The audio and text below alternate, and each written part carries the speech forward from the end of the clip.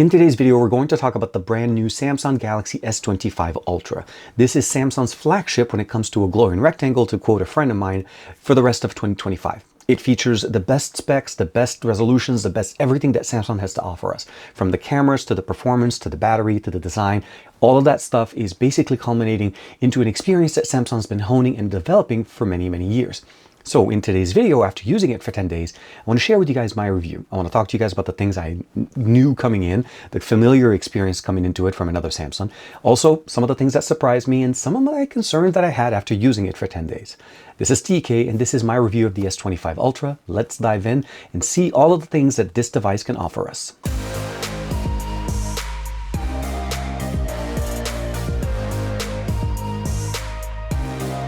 Like and subscribe, and make sure you hit that bell icon so you're always notified to whenever we have new videos for you on the channel. As far as what comes in the box, it's pretty straightforward. We get the device, which we have it on the side.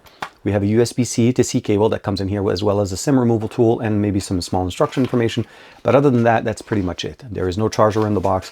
The unit itself is supporting 45-watt charging, similar to what we've had in the past. We're going to talk about some of those differences, at least by comparing it to the S24 Ultra, which is by far the closest family resemblance or the closest family relative that we have to this. But we're also going to talk about the fact that I think this is not made for a S24 Ultra or an S23 Ultra user. This is actually made a little bit more to the S10, S20, S21, and even the S22 series, because this provides us a much bigger jump when you're looking at the feature set that we get with this device this year. Now, in front of us, I have the S24 Ultra. This one was released last year. This is the S24 Ultra. And the first thing you'll probably notice right out of the box is, outside of the coloring on the back, there's a little bit more of a pronounced, I would say, curve on the side. This is the design that they went with. And what they decided to do here with the S24 Ultra is that we went with a flat edge. That means the actual device itself feels very much straightforward, similar to what we used to get with the Note series, but we now also have rounded edges, which is different than what we had with the sharp edges. If you ever used an S24 Ultra for an extended amount of time, you know that over time that this part will start digging into your palm. Again, they fixed that by providing us a rounded edge experience as well as a flat edge. So we have very much an easier handle on the device. We're still looking at a flat display overall on the actual device, but we also have a slightly bigger display. We have a 6.8-inch display here on the S24 Ultra, as opposed to what we have now on the S25 Ultra as a 6.9-inch display. And they were able to achieve that by reducing the bezels on the side of the device, providing us a device that feels about the same dimensions to the last generation, and of course giving us a slightly bigger experience. So those are some of the biggest things that we can talk about. Obviously, there's the Snapdragon 8 Gen 3 and the Snapdragon 8 Elite. That's a generational upgrade. The cameras on the back, for the most part, stayed the same, except for the fact that now the ultra-wide is a 50 megapixel camera as opposed to what we had last year, which was a 12 megapixel camera. The design also changed ever so slightly in the sense that the actual sensors, or the covers for the sensors, are a little bit bigger. The fingerprint sensor, of course, is still in the display, ultrasonic, volume rocker, power button on the sides, pretty much in the same. The bands are pretty much standing in the same area. Microphones on top are again in the same section. We didn't really lose that much, or we didn't change much in there. On the left side, we see here an opening for the radio antennas that provide us the connection, and I'm going to share with you guys my speed test that I did here that absolutely blows every other device that I have in the studio right now when it comes to T-Mobile in the Los Angeles area. The speaker opening is a little bit bigger, USB-C, microphone, of course. The SIM tray is still positioned on the bottom. We still support eSIM on both of these devices. The S Pens are a small conversation, and this is going to be part of my concerns at the end of the day, but we're going to talk about the fact that the S24 Ultra and the S25 Ultra do not share the same functionalities when it comes to the S Pens. They share S Pen functions, meaning we have an S Pen and it is housed within the device. So let's go ahead and pull them out. But this S Pen is more powerful than the new S Pen, and I'm going to talk about that in a second. I'm also going to talk to you guys about using other S Pens from other devices. This one is made for the Fold, and of course we have the S Pen Pro from Samsung. These are official Samsung pens made for other devices, but this one actually works, and they all support the device. But if we're looking at the S Pen from the S24 Ultra to the S Pen on the S25 Ultra, we'll notice first and foremost is they're not the same. You'll notice here the pin on the bottom is very different. Also, the units themselves, it's ever so slightly different in size. You'll notice that the actual pin itself doesn't fit. And if you try to use one device to the other, they don't work. They don't fit into each other and they don't actually function the same. The Bluetooth functionality is actually disabled on the S24 Ultra. So we don't actually have a functionality to be able to take, let's say, an S23 Ultra, S24 Ultra at the pen and try to use it here to try to bring in the gestures. We have an S Pen, no longer needing a battery or a Bluetooth radio, but we still have the functionalities of using the S Pen on our device and enjoying the functions of having a pen that's built in to a device. This does support wireless charging and wired charging, as well as reverse wireless charging. The wired charging maximum capacity or maximum wattage is 45 watt, and somehow in a few tests that I've been doing and I've seen online as well, they've actually been able to give us a little bit more, I guess, faster charging, or getting up to 50% faster than what we've seen before, roughly getting us into 100% in about an hour, which is a little bit faster than the S24 Ultra. The other thing I want to mention as well is the battery is pretty much the same. It's a 5,000 milliamp hour battery that gives us the ability of lasting even longer now because of the SoC that we have in here. It's the Snapdragon 8 Elite that using a new architecture that allows us to actually be more efficient and still powerful without drawing as much power as the 8 Gen 3 that we had on the S24 Ultra. As far as the specifications overall, again, 6.9-inch QHD resolution, 120 Hz refresh rate. We still have access to the new AI functionality by pressing and holding the power button. It gives us access to the new Gemini interface. The circle to search functionality is built in. Let's go ahead and push it in there. And then of course we can use that to be able to do searches. We also have a new function that was added in here, which is the AI select. And that gives us the ability of actually also doing similar experiences, but a little bit more functional in what Samsung is providing us as an experience. We're going to talk about those, but again, up to 12 gigs of RAM across the board on all the S25 series, and up to 1 terabyte on this model with the capability of starting at 256. And all of this is going to be supported by One UI 7.0 that's releasing with this. Now, I've had it in beta form on my S24 Ultra, which has been working very nice, and it's definitely very, very well supported. And as you can see there, the software itself, the new One UI 7.0, will be coming into earlier generation devices. And I feel like all the functionalities that we're going to get with the S25 Ultra, as far as the AI and all of those functions, they're going to transfer at least to the 23 and the 24 series, because for the most part these are somewhat combined between online and physical experience. Under the Samsung Galaxy experience here, you can jump in there, see all of the different functions that they've added. There's new functionality with the health assist and the now briefing functionality that just gets added directly into our screen in the middle section of our display when we turn on our device in the morning, and then another one at night. You can customize them, and you can also turn on device functionalities, which is similar to what we had with the S24 Ultra. So as far as the AI, I don't think there's going to be a question that there's a lot of new functionalities, there's a lot of new benefits in there, and a lot of good options for us to be able to do. Routines, integration. We also have now the ability of using a voice, or natural voice functionality to search for things. How do I change my screen resolution? You can jump in directly. It gives you the experience, screen resolution under display. I can jump in there. And then from there, it tells me exactly where the function is. I can jump in there and then turn on either full HD, 720p, or even 1440, which is the QHD resolution, the best resolution we're able to get here with the, I would say basically with the most full potential experience on here. But this is something that we didn't have in the past, where the ability of actually having to look for something is a little bit more complicated. Where does it go? Did they move it from here to there? All of that stuff is no longer an issue. Search it, ask it a natural question, and it's going to work absolutely fantastic. Other than that, it still supports third-party launchers, which is definitely very nice, with gestures. Some companies, or at least some OEMs, don't allow that. I've been using Nova Prime, and you can definitely see that the functionality for me just works absolutely fantastic. There's no issues. I can swipe right, swipe back, swipe in, swipe up. I have different areas or different gestures that I like to set up in here, but again, overall, the experience works very nicely. And of course, with the S Pen functionality that we have in here, we're able to use the built-in S Pen. And here we have access to the functions here. We can bring up different shortcuts, the AI area here. Again, creative section. You can customize this experience. You can access the, we're bringing this here. You can access the sidebar as well and bring it over. Now, conversely, you can use any other S Pen as long as it basically is an S Pen that works with Samsung. And that's because the experience here, and you notice it doesn't work because this one's made for the Fold. This one, now the Pro was made to work with almost everything. So if you do have an S Pen Pro, there's not an issue here. And they give us a new, and this functionality allows us to actually use any other S Pen, regardless if our S Pen is directly in the housing here or actually opened up. Because right now, if I actually do this, you'll notice the S Pen doesn't work anymore. But if I jump into the settings section, search for, how do I use another S Pen on my device? You'll notice the first option that comes in here, allow multiple S Pens. I turned that on option there. Just be aware that this will use more battery. And now this S Pen works the same as the main one. And I have the original one still sitting inside. It doesn't support, unfortunately, Bluetooth functionalities like triggering and all of the stuff that we've seen in the past. But at least for the most part, when you're using it, it actually supports all the options that you want. And of course, This is again the S Pen Pro, so it's a little bit bigger than what you normally get. Now for the last 10 days, I have been using it with a Banks case as well as a MagSafe function. Now, one thing we know is that the S25 series of devices do not support Qi 2. There is no magnets on the back of this device. You do need to get a case that supports this function. Now, the Banks case that I'm using here is very nice and very thin, provides me protection for the actual camera sensors in the back. There's a raised area. We have a glass protector that's already installed here as well, made by Banks. And what I love about this is the little ring that we have on the back that's functional. I can actually position it in whichever way I want to use it. Also, if I want to be able to turn it around, it works really good. Last but not least, if I want to have the pop socket or more of a ring experience, this is also inserted in there, works really good. And last but not least, it kind of matches with the Kevlar experience on the back of the case that we have in here.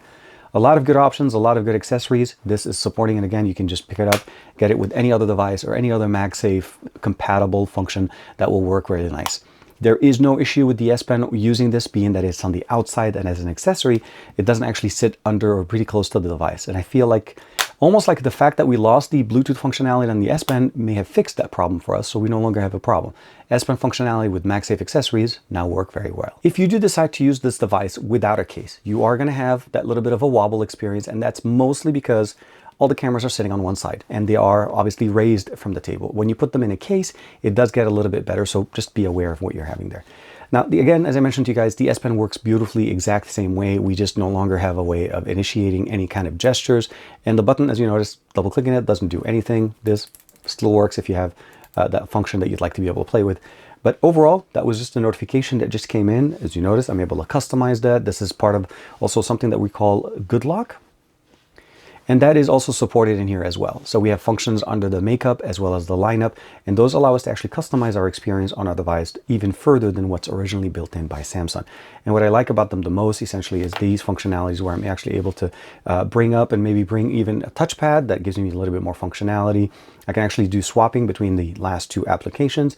I can also do back, and that's basically bringing it down back here, swiping down, and a lot of nice functions added with using something like Good Lock. This one's available directly through the Samsung App Store. It is not available on the Google Play Store, although the One Hand Operations Plus module is available on the Google Play Store. You can download it for your Samsung device.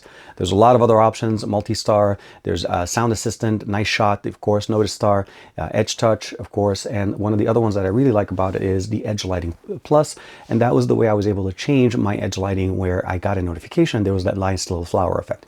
You can customize it, go in there, change the different functionalities, and then, of course, as more things become more available for us, this is something you can go in there and customize that and change the experience as much as you'd like. But those are the things I really like. I mean, this is, again, built into what you normally like from Samsung. And we're seeing this develop into an AI functionality, an almost feature set that's built around AI, more so than built around the S24 or the S25 or even the S23 series of devices. And what I mean by this is the call assistant, the writing assistant, the interpreter, again, functions that we saw last year. Note assist, transcription, we have browsing assistant functionality, photo assist. Also, the functions have now been improved in the S25 Ultra series, where now when you're selecting a subject to be able to remove them, the AI, or at least the image removing functionality, the AI eraser, knows to remove not only the subject, but also the corresponding shadow that we typically always have to go back and try to figure. So those are some of the new improvements that they've done there, which I really appreciate. Drawing assist, of course, audio eraser, it's an absolute must to have. And I feel like this is one of those really nice things that you're able to use to augment the experience. I'm going to show you a couple of clips where I was using it, one here in my backyard and another one in San Francisco while there was a band playing behind me. Now for this test, I wanted to do a quick test where we're able to actually eliminate a specific type of noise that always bugs me as a creator, and that's the guy that always happens to be basically mowing the lawn next door whenever I'm about to start recording content.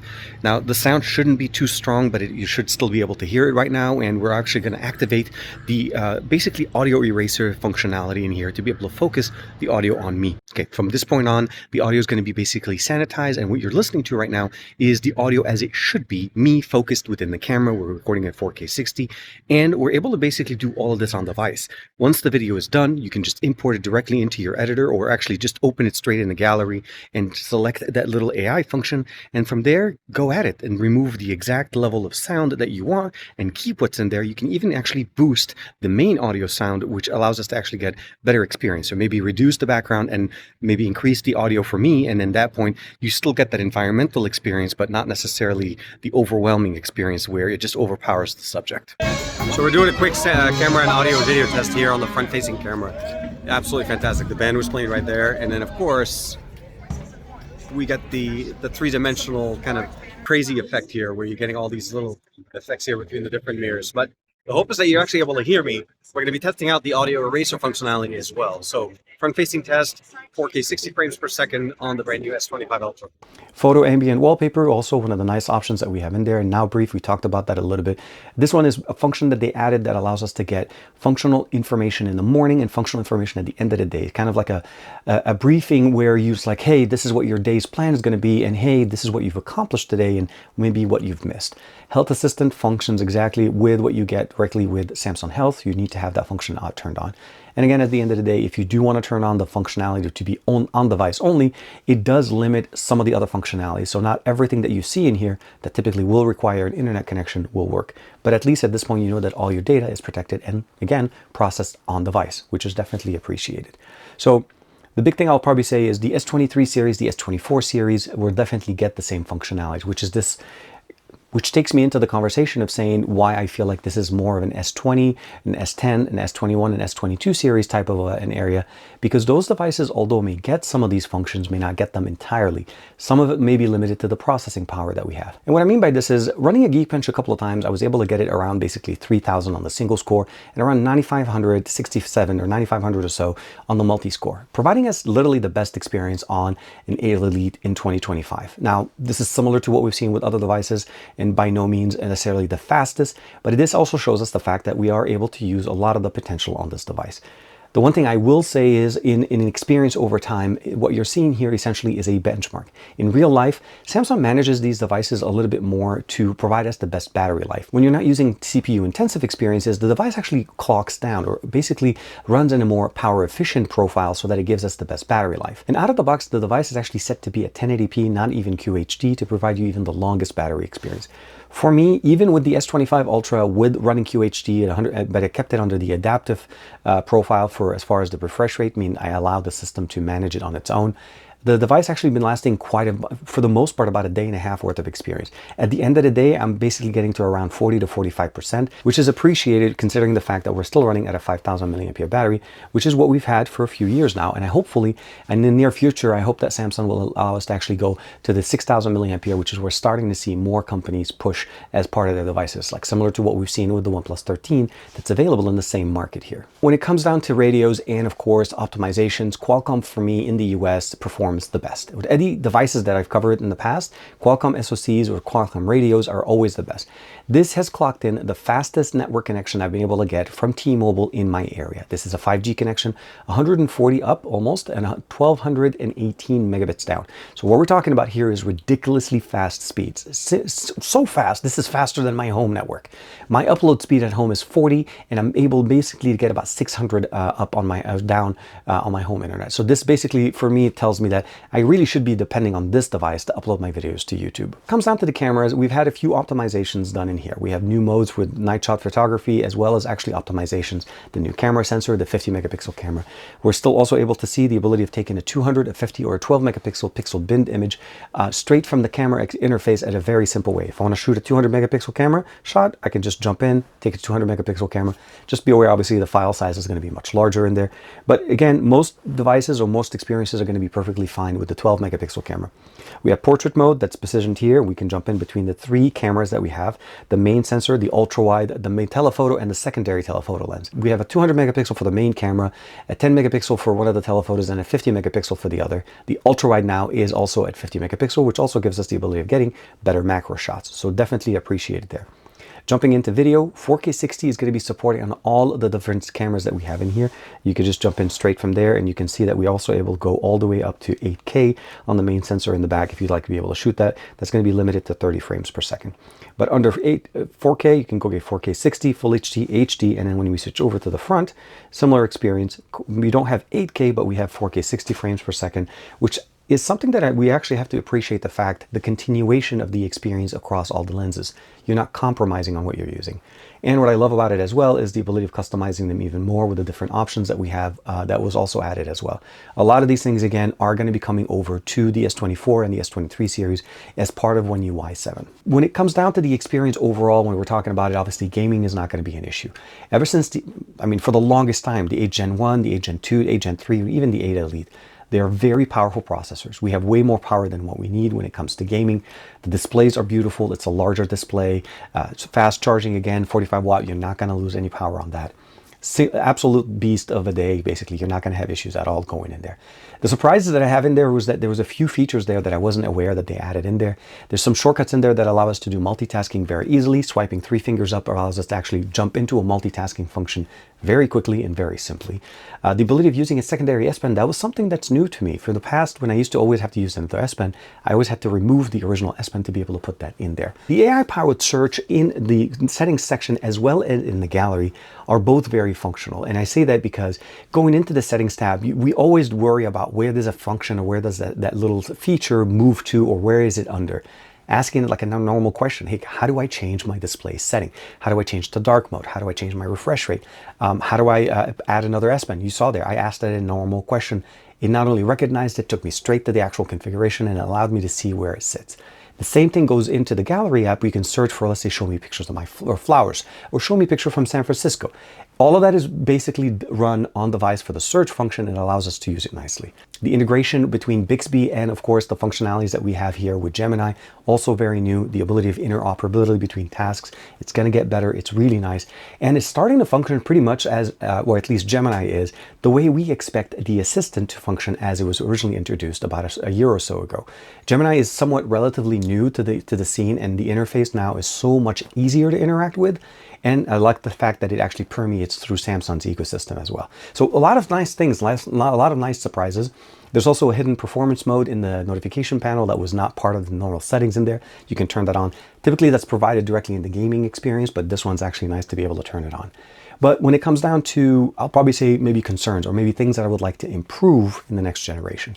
First and foremost, honestly, I want to be able to see bigger batteries. And it's not even about the higher charging speeds. 6,000 milliampere I feel like is pretty much a standard experience. I think the S25 Ultra is a large enough of a device that it should have been able to carry that large size battery. And I say this by comparing it to some of the other devices that I've held. Again, in the US, we don't have a lot of devices. Maybe the OnePlus 13 is primarily going to be the only one that has it right now. But internationally, there's a lot of other options. So hopefully maybe in the future generation, Samsung will expand the battery capacity and allow us to go up to 6,000 or even something higher than 5,000. The other function that a little bit kind of more of a concern wasn't really so much that I actually used it all the time. I like S Pens on these devices. There's a reason why we love the S20 series or S series, or what used to be the Note series. And that's because the pen is included and it's housed within the device. Meaning I don't have to worry about carrying the pen. I don't have to put it somewhere else. I don't have to get a case that supports a pen. This is built in, and this is a function that we all appreciate.